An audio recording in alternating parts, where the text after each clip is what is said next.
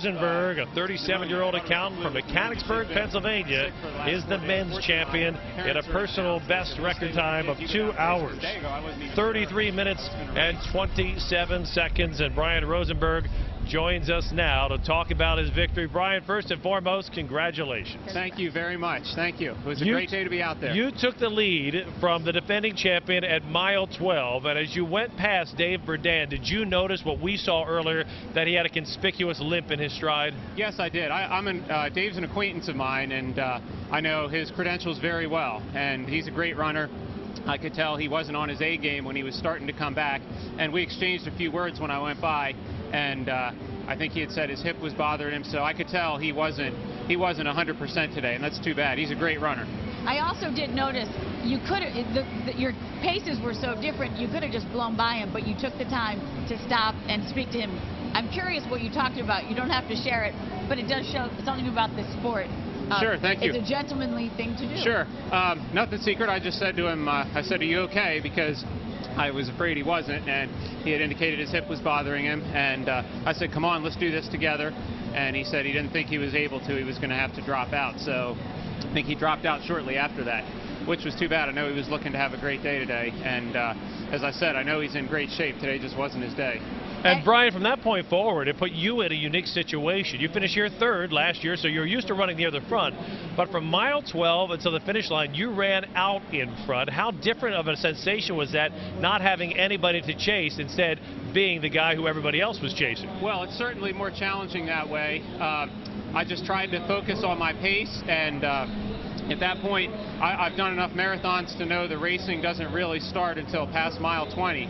And I've made the mistake several times of pushing the pace a little too early in the race. And last year, as a matter of fact, I had a very bad patch around mile 24 where I really struggled, had a 9-minute mile. And this year I said, okay, the pressure's on. I can't collapse like that in front of the camera. So I just tried to pace myself a little better. And really that last 10K is crucial in a marathon. If we have it available, if we could show the race course map, I'd like to have Brian take us through the entire course to talk about the different challenges you faced. Sure. And that's because this is a unique course in that it starts with an uphill climb right out of the gate from the start until you hit Druid Hill Park. It's three straight miles uphill, and that's challenging to say the very least. Yes, absolutely. The advantage of having the uphill that early in the race is your legs are still fresh.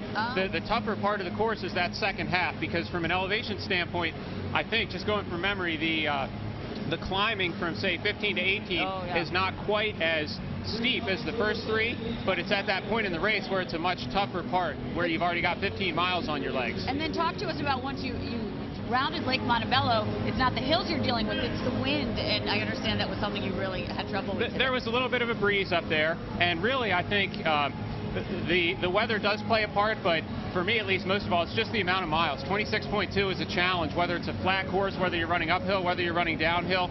Here on this course, it's a challenging, but I think it's a fair course. It's not unusually slow. It's got its hills, and I think as long as you pace yourself by effort, I try not to get too stuck on hitting exactly the same pace every mile. On the uphill miles, I expect to be a little slower, and that's okay. And then downhill, I might be a little faster, but it's really just trying to keep the effort controlled. Because you did struggle last year with mile 24. You mentioned you ran a 9-minute mile. Struggling is a nice way to put it. Right. At what point in today's race did you really feel like, I've got this?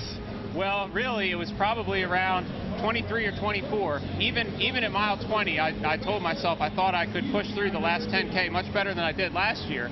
But really, each mile gets a little progressively harder from the standpoint of having more miles on your legs, but a little easier because you can sense that finish line. And once I got to about 24, I remembered where I really struggled last year, and I just mentally told myself, keep going past it, keep going. And really, it wasn't until I got into Camden Yards where I felt like, okay, I'm close enough to the finish that I can at least sense it and relax a little bit. And we can't let you go without congratulating you. You set a new personal best today. I did, yes. By almost 30 seconds. I know you've been an Orioles fan since you were a kid. You think the Orioles magic propelled you a little bit? Well, honestly, I'd like to have been here for a Game 7 tonight, but unfortunately, I was thrilled to see how quickly they got through the first part of the series, and then once they hit the Royals, it went downhill. So disappointing, but yeah, it's great to see them in the playoffs again. Was hoping for a World Series appearance, but maybe next year. There's always next year. Marathon wins, good trade-off. Most people will never experience running a marathon.